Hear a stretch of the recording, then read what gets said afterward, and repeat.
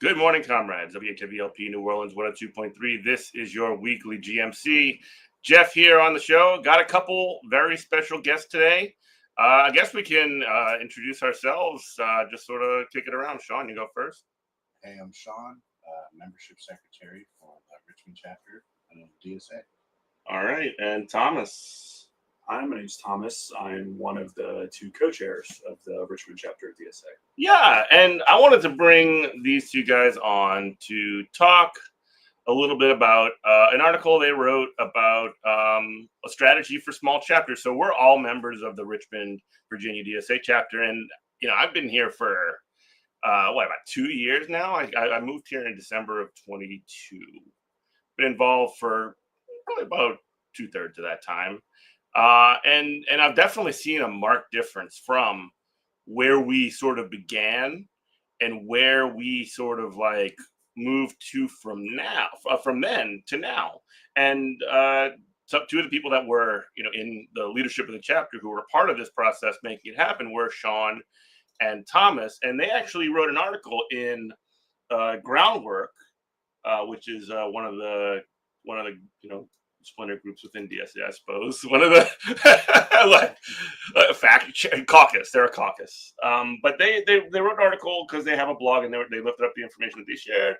A strategy for small chapters, reviving the Richmond chapter with a campaign-first strategy. And in that article, they write, Richmond DSA has been on a fairly dramatic journey since its inception 8 years ago. We started as a small chapter attempting to find our identity and role in our communities, unsure how to best interface with local labor and housing organizations, and how/if we could approach electoralism.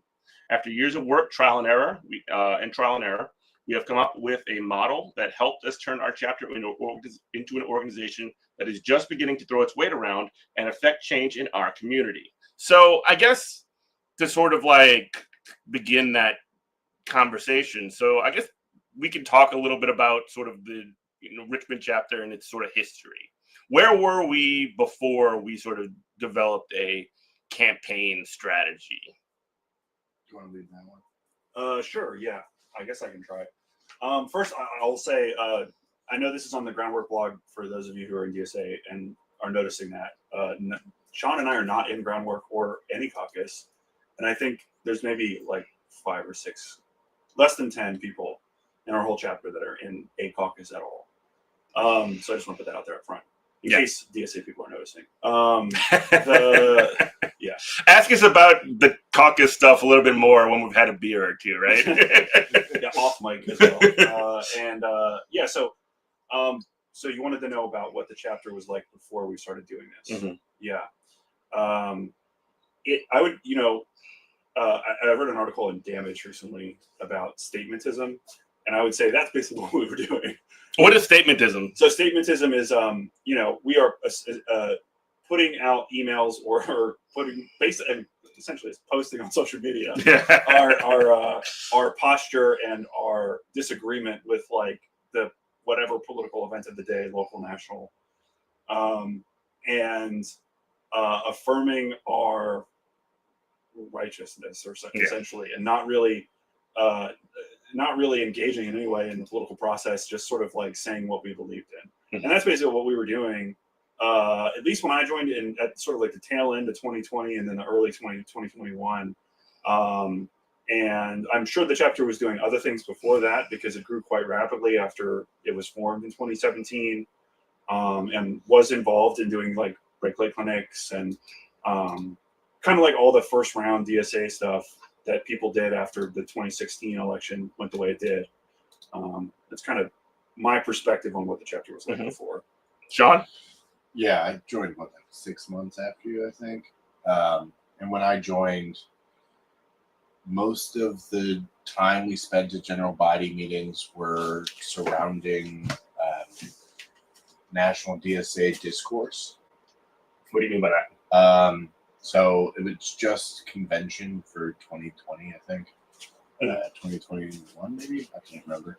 And that was pretty much all we talked about for like 2 meetings. And I was very much looking to, get involved in a community organization. And instead I was given a crash course on national politics that didn't necessarily have much consequence to, Richmond City, what the workers were doing, what the renters were doing, any of that. So yeah, pretty much statementism and just really focusing on things that are not here. Yeah. And I guess so while there is, some room for, letting your values be known, I guess you could say, and providing an alternate perspective or some kind of commentary. I mean, here we are yapping on the radio, right? I mean, like there is something to be said about, having positions and in the discourse, but you don't want that to become you want it to be actionable in a certain way, right? If you feel that, the housing, in Richmond is one of the worst housing cities in the entire United States, right? If you just sort of post on your blog or whatever it is, housing in Richmond needs to be reformed, and this is specifically how, and da da da da da. I mean, that's great and all, but what are you actually doing to change that, to move it into a more positive direction, right? Yeah, I think one of the things, I mean, we might have mentioned this in the article too, that we were putting out statements. This is pre-2023 about Palestine. Mm-hmm. When we didn't even have a BDS. Yeah. We didn't do any BDS work. We didn't organize around BDS. We didn't do any kind of. You're not even doing the consumer stuff. Yeah, we weren't even doing baseline individualistic type politics. We were literally just putting out statements. Yeah. And that's the thing for me that needed to change was it's fine if we want to put statements out, but it's necessary to put statements out to a certain extent, right? Regardless of if we have the right perspective on it or not. Yeah. People will be out there organizing outside of DSA, their workplaces, their, neighborhoods or communities, regardless of what our statement is. And if we're not out there doing those things too, then we're just going to get completely left behind by, the working class in Richmond. And I would say a lot of our growth is because we did make that pivot of realizing where we needed to be, not what we needed to say. Yeah. Yeah. And I hate to be provocative here, but if you're only doing the statement stuff, if you're only saying this is our position, then you're just the guy with the newspaper that's got the wide margins and no pictures. You're the weirdo that everybody's kind of looking sideways at the thing, at the event, whatever you go to. You go to the march, you got the weirdos handing out papers. Yeah, I mean, and I'll be even more provocative. I think, there's some comfort, and there's probably a reason why it's a predominant form in leftist organizing to only engage in that level of politics, because it doesn't require you to be vulnerable. It doesn't require you. There's no friction. There's no friction. It doesn't. To quote Matt Christman. Yeah, it doesn't require you to do anything spooky like knocking on a stranger's door and asking them their views on stuff or asking them to vote for a particular candidate. It doesn't involve any kind of scary stuff like going to city council meetings and getting in front of a camera with 100 people behind you, and hundreds of people watching a live stream or getting quoted by a journalist. It doesn't involve anything scary. Yeah. And again, this is we're not doing this to be provocative. We're doing this to sort of provide a path forward or a case study on what has been successful. So I guess to sort of move forward a little bit, when we, in this chapter, I think it was not long after October 7th, we really did take on one of the first really big campaigns that we had in earnest. You want to talk about that? Yeah. So after October 7th, we were kind of already in the process of trying to come up with our next campaign to really invigorate our membership after meeting with a national organizer that kind of ran us through the process. And it was right after October 7th. And like 10 days after. It was Yes. Yeah, it was like 10 days Immediately after. It was immediately after. And we knew we wanted to see if we could pass a resolution for divesting from Israel and defunding sort of the RPD and the state's kind of movement towards giving supplies to Israel's genocide. And we reached out to the allies we had, and we wrote a resolution, and we kind of pushed that, and it really did grow into a really large thing that's beyond DSA now. But it was definitely something that really fueled membership. Yeah, there was definitely like a hunger in the city because there had been protests since like 2 days after October 7th by Arab Muslim groups in the city, and because I don't think Richmond has a functional, or did at the time, had a functional JVP chapter. I think the JVP chapter were like secretly Zionists in the city. I think I heard that from some of our members. Many such cases. Yeah, exactly, and yeah, not shocking. I'm sure many people here. And so we had connections to tap into the existing protest movement. And we'd only had those connections because we'd been doing other work in other like labor affiliated spaces and other kind of like, the city has quite a few progressive organizations, and we've been doing work with them as we were trying to restart the engine of our chapter in the years preceding 2023. So that's the only reason we were able to like plug into those organizations that were already doing activity after October 7th to get everyone together and basically spend like, I think we spent like from Halloween until New Year's planning how to launch the campaign and writing this resolution and having just like meeting after meeting after meeting after meeting after meeting to get it all ready. And in this sort of like ramping up process, just to sort of like get to the nuts and bolts of it, I mean, there's a high level of coordination that's necessary. If there is a ton of strategy that goes into it, there is defining what a victory would even be. And even if you don't achieve your goal necessarily of, getting city council to divest from Israel and, make a hard stance in favor of, essentially the ending of a genocide. There are other things that you can do as far as goals along the way. For example, number of members recruited, number of doors knocked, number of phone calls made, number of sort of events held, right? Yeah. I think it was also, I mean, you listed a lot of them, but I think one thing we kind of learned throughout it too, that was the ultimate victory, was figuring out where that specific wedge issue fit in the council, because it allowed us to kind of go into our future campaign of trying to elect someone to replace an obstacle on city council for that.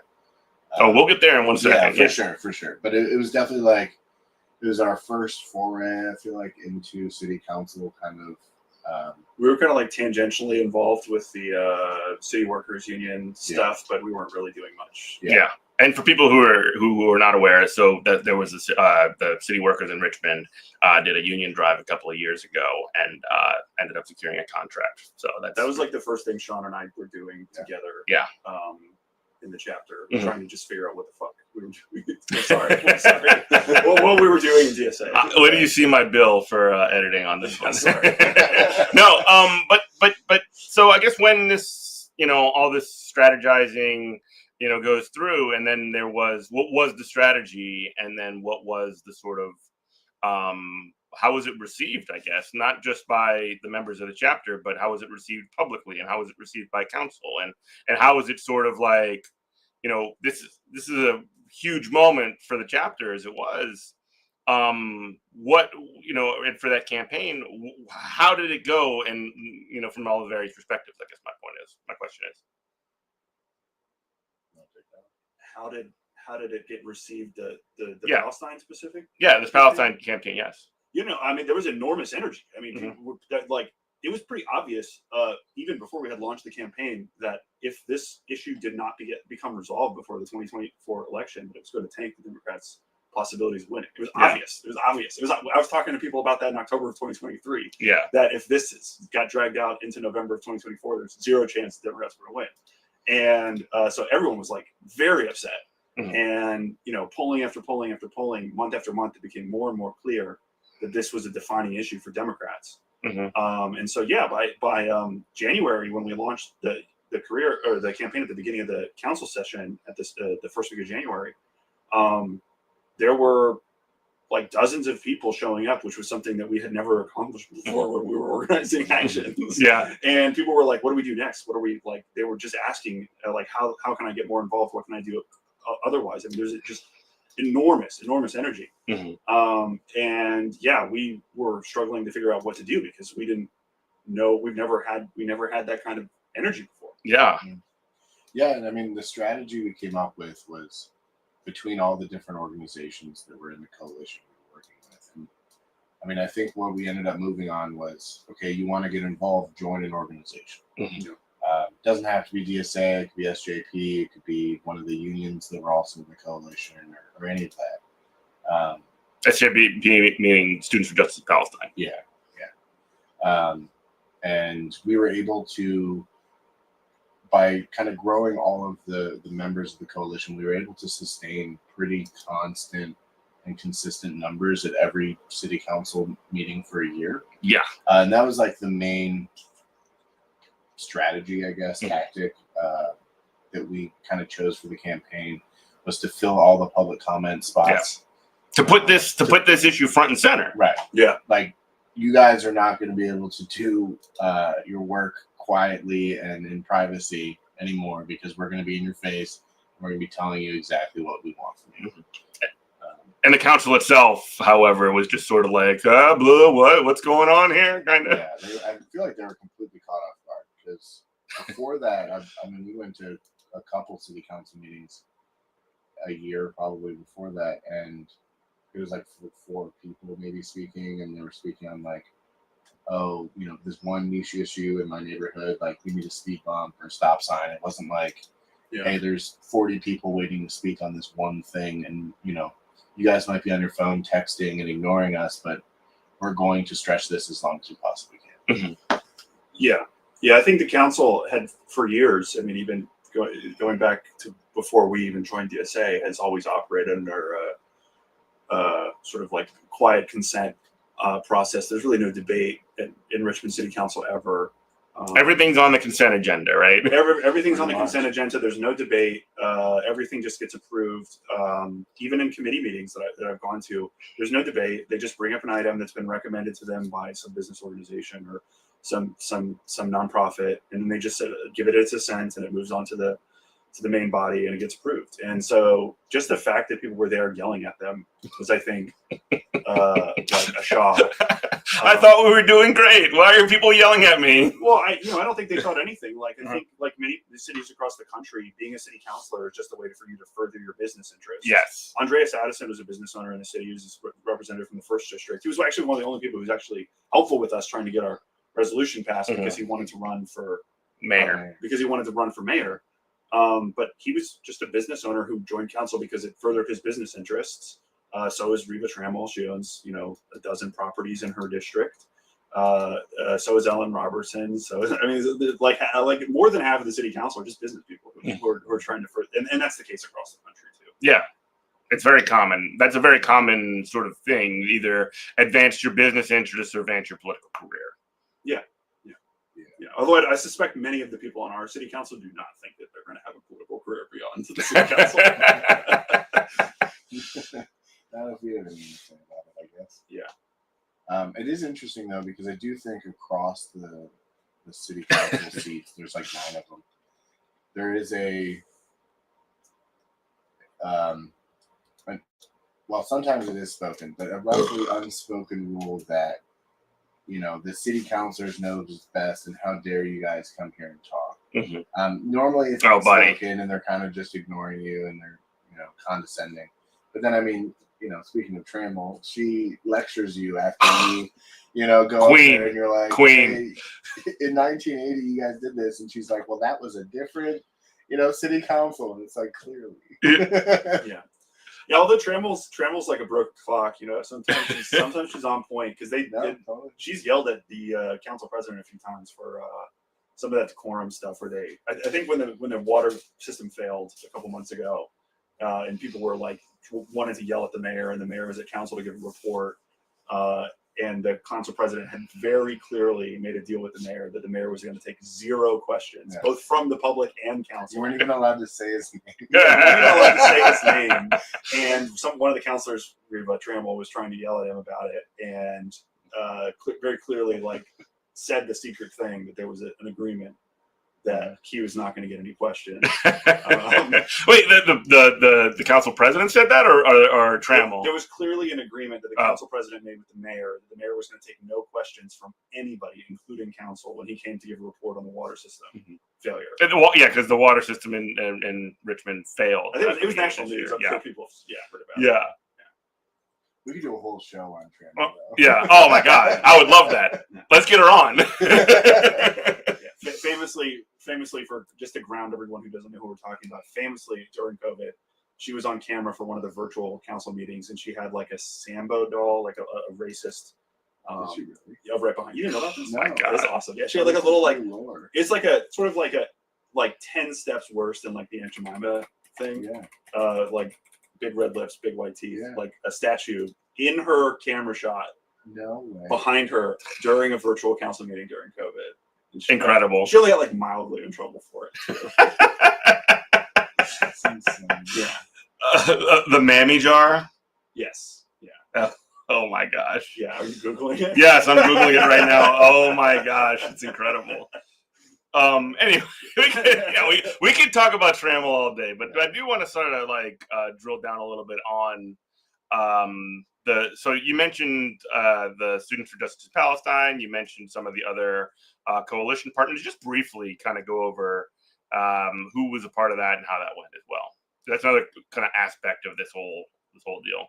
Who's on our coalition? Yeah. Oh, There's a lot of people. AMP, so American Muslims for Palestine, which we found out is like really just one organizer, but I think it helped them grow the organization pretty quickly. Mm-hmm.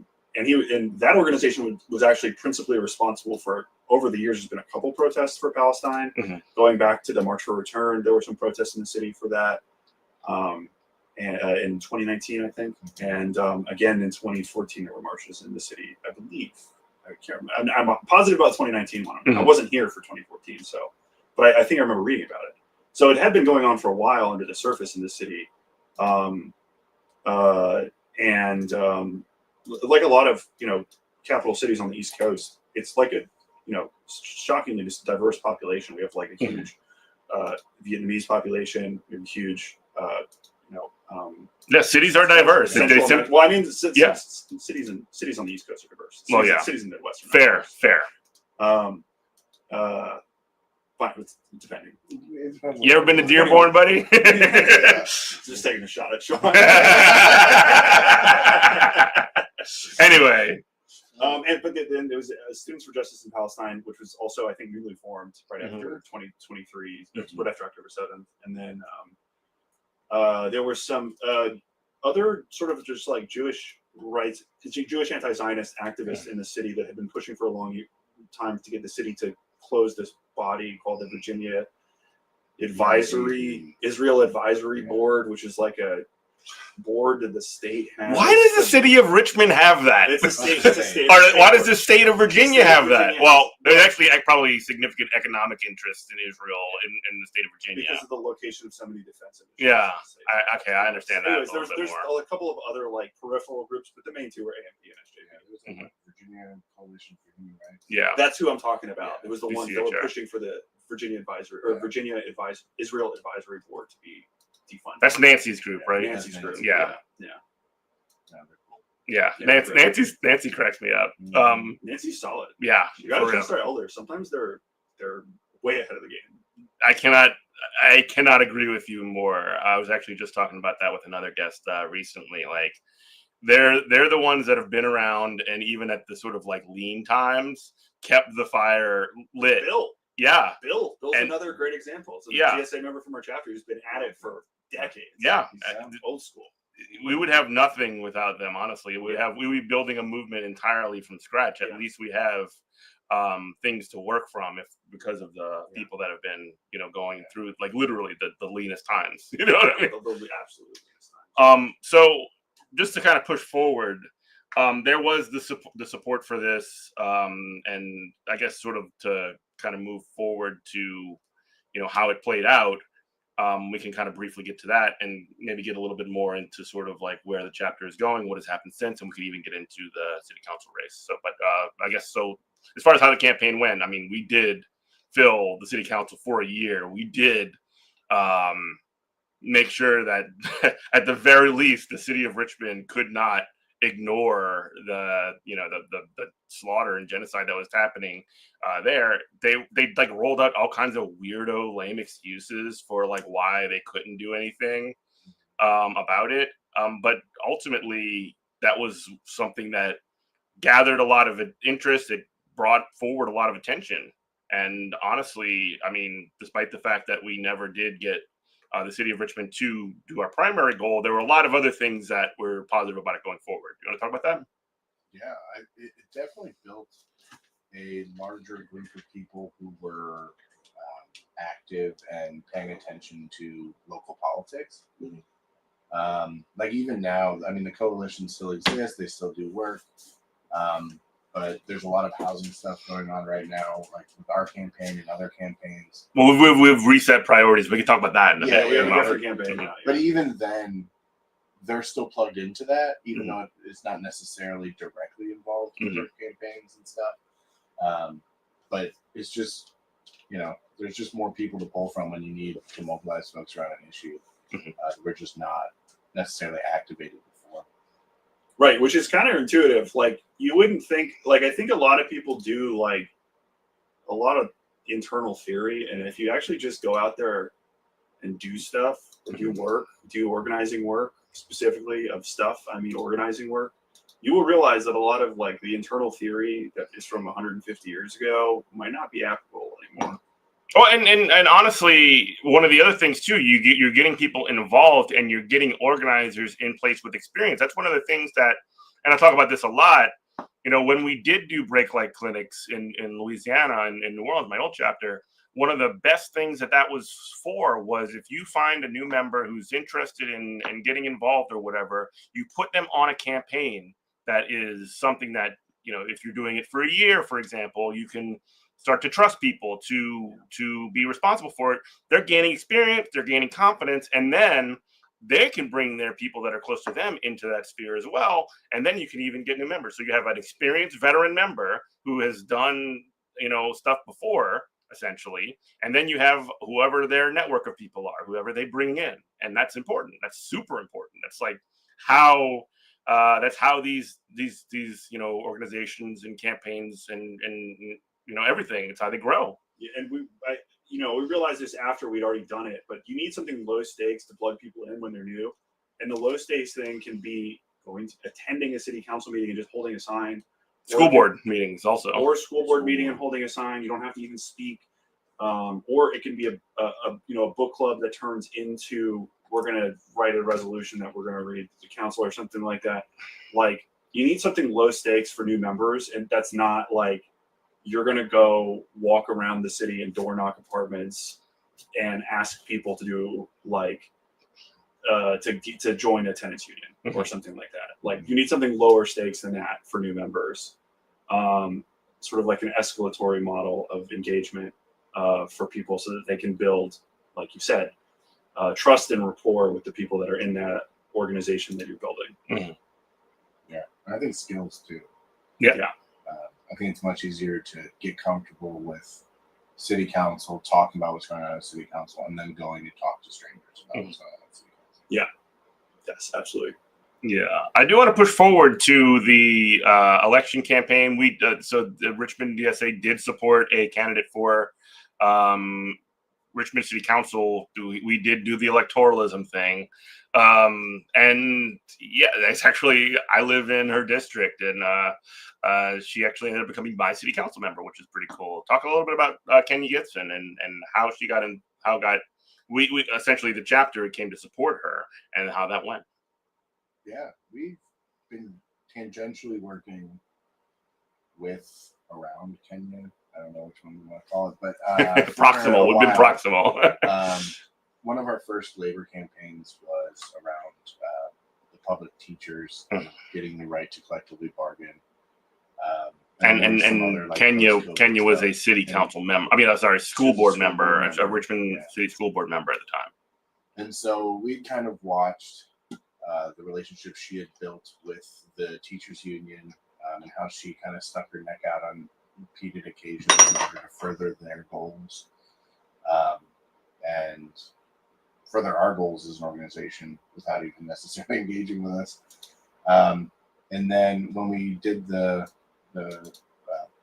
Palestine support at City Council, we got to know the city councilors, and like where they stood on a lot of issues, and it got us thinking about which ones we could replace, because there's clearly, I mean, that is a huge obstacle for a lot of the work we do. Is our city council is either they'll just accept whatever they get from the mayor and without any questions asked, or they are actively doing bad things. Either they're passively doing bad things or they're actively doing bad things.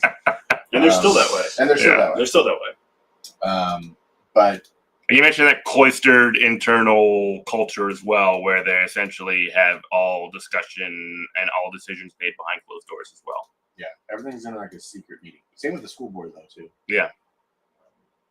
None of it's with us or like the public. Mm-hmm. It's very much like the decision is made before the city council meeting or the school board meeting, and then you got, it's almost it's not a public hearing. Yeah. In like the technical sense, perhaps it is, and like the legal, like checking the box sense, perhaps it is, but in the sort of like spirit of public, like a public issue being put before the public for the public to weigh in on, right. It's not the case at all. It's just like let them yap into the microphone on their little 2 minutes or whatever, and we're going to do whatever we were going to do anyway. Because they know if they do engage with us in a meaningful way, we'll usually get our way. It's happened with the casino twice. When they actually like let us vote on something. That happened with, was it Navy Hill? Navy Hill was killed actually by popular backlash, not by. Either way, I think they would have done it, except that there was enough reporting that they eventually got the sort of. This is too in the weeds, maybe for the audience. But, there was a redevelopment project that was really hush hush. No one wanted to share the financials on how they were going to do it, and then the financials were finally published. And I think the whole city was like ready to riot. Yeah, we were just going to get fleeced for this redevelopment project. The whole city was. They were going to basically strip the school budget. Anyways, it failed.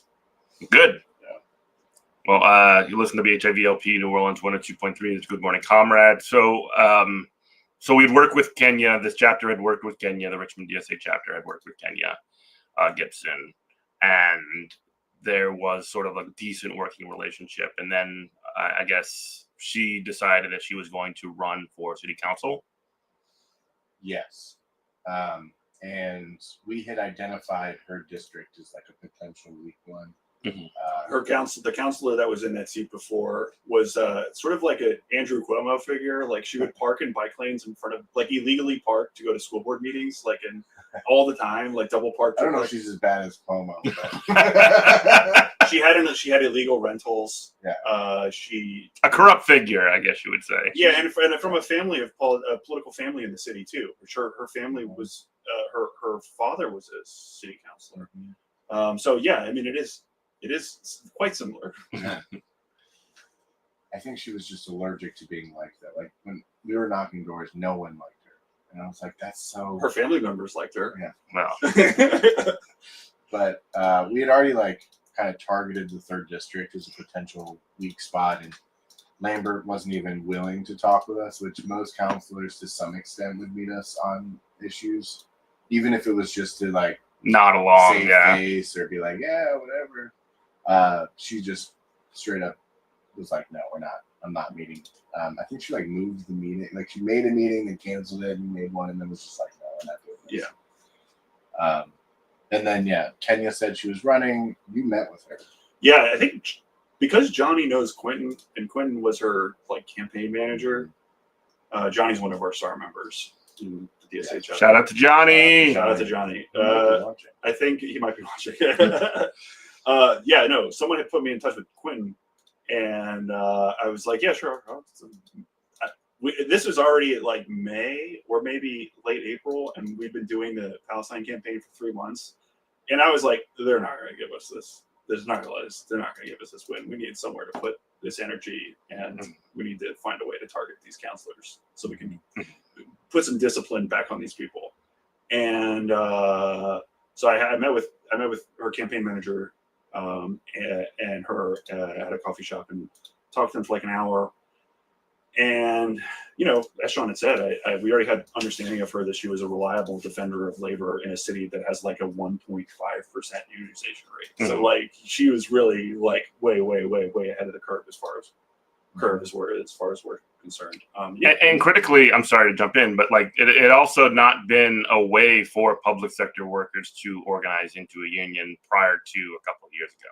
Yeah, and she was one of the ones. I mean, I think she was the one who pushed for it on school board. Yep. So no one would have sponsored that. Yeah, no one would have sponsored it. I think she made it like a city. The city was reacting to a law that the state had changed the last time we had a Democratic trifecta, right after Trump won the first time, and they passed a law that said cities could basically like adopt an ordinance that would allow their municipal workers to bargain. And they would have all the specific rules and parameters laid out in that ordinance. And Kenya and Richmond was the first one to bite at that new state law, and it was because of Kenya.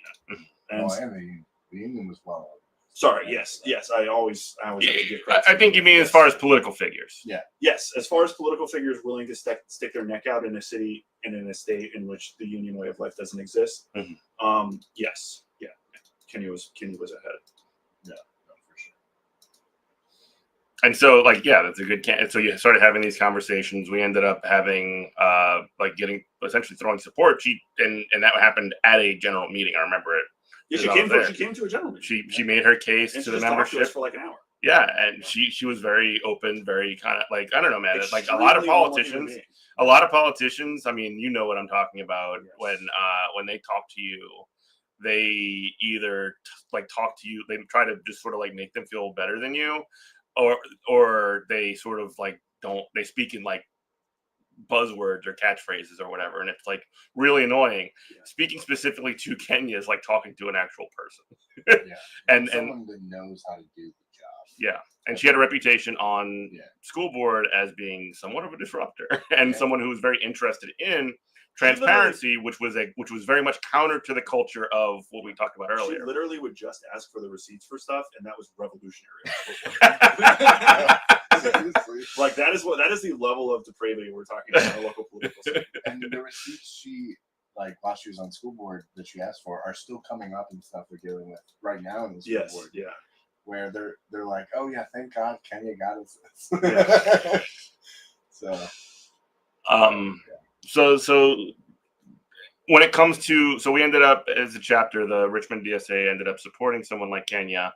How did the chapter end up supporting her? Like, what was the sort of concrete, what did we deliver to that campaign to make it successful? Because like there's, we could do the thing that we talked about earlier. We can put out a statement and this is why we're supporting or whatever. And that's, all fine and good, but and that's one way to support. But when it comes to endorsing a campaign, we mean something a little bit different, I guess. Yeah. A lot different. Yeah. We had a long discussion about what we wanted our endorsement to actually mean. On steering. Well, even as a chapter. As a general. Yeah. Oh, yeah, we did as a general. Yeah, we did. And because we didn't want it to just be a statement. Because, it's all well and good, but yeah. If we just made a statement and we're like, yeah, we're endorsing her and we didn't knock doors and she won without us, then what does that really mean for furthering our goals and accountability? 100%. So it was like, what financial amount can we give? How many people do we think we can get out and knock doors? How many doors do we think we can knock consistently? And we came up with like a framework and like tiers of like, this is what an endorsement means. This is what support means. This is what maybe not supporting means. And we kind of just went through every race and mapped everyone onto that and came up with, we could only cover one probably candidate right now, just with how many people we have and how many volunteers we can realistically get out and knock doors for endorsements. And so we just picked Kenya because it was the best district, I think, that was being run in was, again, a candidate that we thought brought a lot to the table to help our goals. Yeah, and hold on, okay. I think we should be super specific, just so, because like people might not know, like we had no idea how many canvassers we could actually get to show up. We guessed. We said maybe we can get 10 to 15. We got 10 to 15. Yeah. And if 0 people showed up, we would have been with our pants down because we said we were going to get 10 to 15. Yeah. And so like, you know, it was a kind of a shot in the dark. It worked. It was really a shot in the dark. And you know, we knew we had the money to give a donation that we felt was impactful. But like in terms, and they tested us immediately when we said we could get 10 to 15 by scheduling a canvas for us. Yeah. And we were the only ones canvassing for her at that time. We started like 2 months before any of her other supporters started canvassing for her. And we canvassed for like 2 months alone for her with like literally 10 to 15 people total. And I mean, those people came back every week. And they even hot. And it was hot. And the campaign even hired and her campaign even hired one of our members. Yeah. Who's now her full-time staff. Yeah. And again, like when I can't help but compare this. I mean, this is obviously not as sexy as what's happening in New York with Zoran Memdani or whatever, but like as far as it being like extreme. His hands. Yeah. He blessed me. I'm carrying a gift to the Uman. Like, that's pretty cool. But like my point is that like this is every bit as meaningful for this city. Like New York, they get the flash because it's New York or whatever. But like the meat, and this is not something that is unique. This is happening. We interviewed on this program Richie Floyd from Florida, from Pinellas. I mean, like there are like DSA chapters. There are groups that are like this that are putting forward, you know, their support for people to win in this sort of like, you know, hostile electoral sphere and moving things forward. And this is, I think this is an extremely good example of that. This is an extremely good example of, you know, throwing support behind the difference really that, you know, just a little bit of organizing. I mean, I'm not trying to undersell the amount of, you know, work and you know, blood, sweat, and tears that went into this campaign, but there's this sort of like foregone, sort of predetermined conclusion that a lot of leftists come to, which is that like, hey, it's never going to work. They're never going to let us win, so why bother? And this is just the perfect counter to that narrative, to that sort of perspective, right? Yeah, I mean, irony is counter-revolutionary. Sorry, bad news for you. Or at least doomerism. Doomerism right? and irony are counter-revolutionary. Sorry, folks. I also think though that it is just the start. She is still just one of 9. Yeah. Just the tip of the iceberg. Yeah. She's definitely helped us move things along. Especially with like the housing stuff and keeping us up to date on how that stuff's going. It's a little obfuscated from us. Yeah. So that's the new campaign. She literally drafted a FOIA request for us, and I was like, okay, I'll submit it. Yeah, whatever. So housing. So we're kind of moving forward. We listen to the HIV LP New Orleans 102.3. This is Good Morning Comrade, Sean Cassar and Thomas Adams on the show. King. What the hell? Why did I say Thomas? Another different random white person. Anyway, regardless, Sorry. No, why are you sorry? I got your name wrong. No, that's okay. At least I hit you with a real fastball. Like after that. Anyway, oh Jesus Christ. Moving forward to housing. There is a new housing priority for the chapter of DSA Richmond. Do you want to talk about that? Okay, yeah, I guess I have to take this one. So it's really it's affordability, less so, but housing is a key component of that. So there have, much like the Palestine stuff, there was an existing political apparatus of groups working on affordable housing in the city that range from sort of like non-profit spectrum to the like tenant union, like we are organizing to do rent strike type stuff. Although those are not legal in Richmond and are not protected, you just get evicted, and that's the end of it.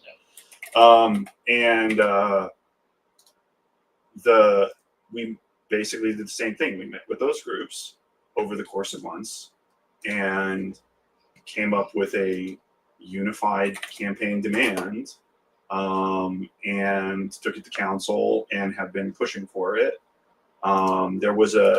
This particular demand was for a what's called a rental inspection district, which is basically like proactive code enforcement in areas that are deemed by residents or the community or council or whoever to be areas where there's a high proportion of slumlords. Those have to get pre-cleared by the city before they can be rented, basically on a renewing basis of like to be set by the city, usually 4 years. So we took that to council and have been pushing for it. And other groups have been working on this particular demand for 2 years. And the last mayor let it die because he didn't want to do it. You know what else just died for him? His career. His lieutenant governor campaign. That's his whole career, buddy. He lost his city, and that lost him the lieutenant governor's race. He's cooked. Bye-bye, Clinton machine. Anyway, yeah. So yeah, the LeVar, the Stone Man, just decided to let it fall off, and so we're trying to take picking it back up. Yeah, this new mayor who said he said he supports it, and that his planning director has actually already created a draft of it and submitted it to some of the council members. They said it'd be done by now. And be like actually before council by now, and it hasn't been. So we've been kind of trying to drill back in on that, but yeah, that kind of sets us up to where we are now. Okay. Yeah. And so you mentioned some of the particulars, and this is, and I don't want you to reveal the whole strategy ahead of time for everybody, all the haters to figure it out, but sort of when it comes to sort of building support for something like this, what are you looking at?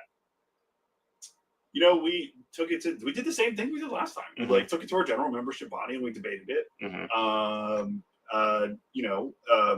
We had been meeting on it for a while. We have a housing and a tenants' rights working group that has been working on this issue and housing rights for years. We kind of just let that group kind of lead the way. And in doing that and taking me, because I'm one of the people in the housing working group, and me taking my hands off the wheel and seeing what happens to the car when I take my hands off the wheel, other people stepped up. Doesn't that feel great? Take leadership positions who were not in leadership positions in any capacity in the chapter. You know what that is that you're doing, bro? You're doing organizing. It's incredible. Yeah, I love it. Yes, yeah, I know. Yeah. So, so we're growing new leaders in the chapter by doing this and letting them drive. That's awesome. And most of them weren't even members a year ago. Most of them were not even members a year ago. Correct. Mm-hmm. Yes, exactly. And now they're taking leadership positions and making this work. Okay. Awesome. It's a beautiful thing. The babies are stepping up. Yeah, and then I'm not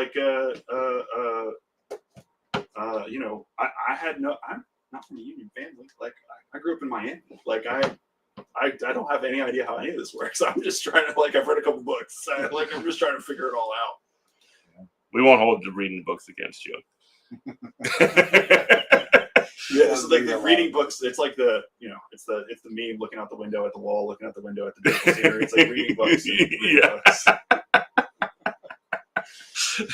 Sean, as far as you've seen at the campaign and other things that we're up to, as far as Richmond DSA, with the housing campaign, I think it's just been great to see how many different people are thriving in the chapter. Because for so long it was 7 people doing most of the actual 100% of the work, yeah. And now it's 15 to 20 of, with very little overlap with those 7 people taking the reins and running. Yeah. And then just out of trying to get popular support for the campaign, we've canvassed, we've tried to activate other groups through the Palestine Coalition, for example. I know people have been cross-posting in there and try to get folks out to city council and press conferences and stuff from there, just because, housing, Palestine solidarity, there's a lot of natural overlap there. Mm-hmm. It's how we could be spending our money and how we're actually spending our money. Yeah.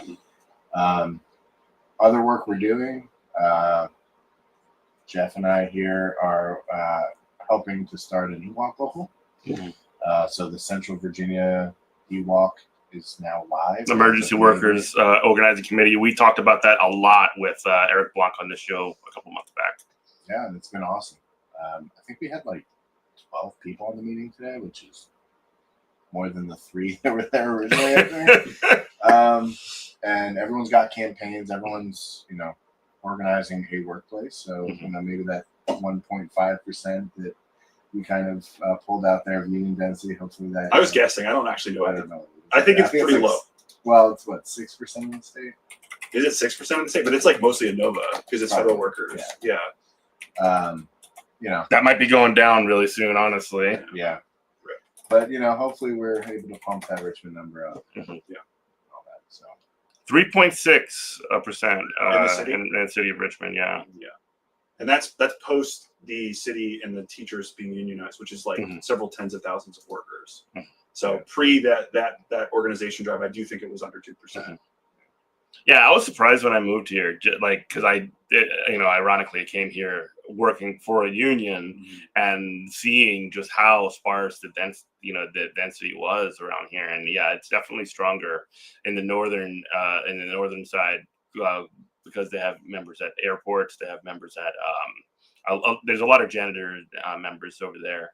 At least for the local that I used to work for, SEIU with 32 BJ, and now they have city and county workers in Fairfax. Fairfax won their election for their recognition a couple of months ago. Shout out to our friend who was one of the organizers on that campaign. And Loudoun County got a contract a few months ago as well. So all after Richmond. Richmond led the way. I will say that. Yeah. Well, I think what we're kind of like talking in circles around right now is something that we should put a pin in for everybody. Your local terrain may vary. Absolutely, yeah. And you need to be astute about your local political terrain and what is a good political campaign for your local terrain. And I think the benefit of doing campaigns is that they have a time, like an end date or an end goal. Yeah. And your terrain's going to change constantly. And especially as you win campaigns or you lose campaigns, it's going to change over and over again. And if you're working on these long, like, we're going to focus on this one issue and this one issue alone, and we're only going to do this one thing because we're right on it. You might be having success, like for labor for a long time. Like we were really focused on labor as a chapter, which is great. There's a lot of labor stuff going on when we first joined. Yeah, there's a ton. We had Starbucks. I think almost every Starbucks is now unionized. Robinson just won. Last weekend or a couple weeks ago. And the issue though is that when you do that focus and you don't pivot and you don't have that agility to kind of move where the momentum is your membership does fizzle because especially for labor is like you're not given any heads up. You need to mobilize on like a moment's notice 2 days before the thing, and then it's done. And then it's like, okay, I guess we'll just wait. And then you wait for the vote results to come back from their thing, and it takes weeks. Right. It's like a lot of lull. And you there's no like, by the time you announce if they won or lost, people are like, oh yeah, I forgot that was a thing. And so it's really hard to kind of build that and like sustain the momentum throughout. So, I think the campaign structure definitely better captures and funnels energy. I guess the final question I'll have, and we can sort of, say goodbye, but I do think this is a really important one, and we can also give you a chance to, talk about the article one more time. But I asked this question when we endorsed a member for the National Political Committee of this person, because I do think it's important, because there is so much going on right now. I mean, the United States, as of recording, bombed Iran's nuclear sites, 3 nuclear sites in Iran yesterday. There's constantly, we've been dealing, obviously, we've made it a part of our campaigns to be involved in, the response to the genocide that's taking place in Gaza. There is a lot of stuff happening right now. How do we maintain focus? How do organizations like DSA maintain focus on these really important priorities that we've, taken the time, the energy to plan out while all this other stuff is going down? And how do you respond to, this is like a $64 question sort of deal. How do you respond to all of this stuff in a meaningful enough way but also focus on what we were working on. And really, should you even do that? You know, I know it's a really tough question, but I think it's worth kind of jumping into. It is a priorities question primarily, I think. Yeah. I also think, though, that it's not all on our DSA chapter to respond to every single issue. Yeah. I think through all of our work, we've, helped folks strengthen their own structures, or helped build other structures that didn't exist before. Mm-hmm. And I think just through the work, those things do grow, and a lot of those structures are better equipped, or they're better positioned to deal with, some of the specific issues, maybe around ICE or, firing of the federal workers, or stuff like that. And, just using the networks that we've helped build through our work to kind of, protect our community. But realizing that it's not like DSA is going to be in the head of every single one of those efforts. Hopefully we're involved in, a lot of them, but, it's not about our chapter. It's about, the community we've built through all the work we've done in the last 5 years. Yeah. Yeah, I think it's easier for a chapter, and I don't know anything about any other TSA chapters really, to be honest with you. But I imagine it's a lot easier for a chapter the size of New York City to have a response to every crisis, because they're huge, which means their hundreds and hundreds of members, thousands of members. Yeah, which means their capacity is huge. We only just recently crossed 400 members in the city. There's too much happening. Like, realistically, what is our response going to be? We're going to go back to statementism. So, when there are particular instances where there are acute crisis, like Richmond has the second highest eviction rate in the country. When a member is being threatened with eviction, we get them money to not get out of their home, for example. But bombing Iran, I don't know. I hope someone organizes a protest. Yeah, we can direct people towards that. We can make sure that we're because members will inevitably want to be a part of these kinds of things, and we can facilitate that. But as far as taking the lead, that's not really even our business a lot of the times, because, quite frankly, there are organizations that are straight up anti-war movements that we can plug into, and we don't have to be the leaders of. And they already exist in the city, and we know that they're going to set stuff up, so we don't have to make it a problem. We don't have to make it a priority. Yeah, we don't need to brand it with ourselves. We need to understand what we're working on. We need to focus on that and provide support where necessary. That's exactly right. Precisely. So I guess the article is in Groundwork. It is called "The Strategy for Small Chapters: Reviving Richmond Chapter with a Campaign for Strategy." Anything else y'all wanted to say before we get out of here? Go do stuff. Go do stuff. Yeah. Yeah. Organize your workplace. Yeah. Yeah. Yeah. A lot of us have highfalutin ideals, and I am in terms of the religious eschatology of organizing. I think deeds matter a lot more than beliefs and ideals. Yeah.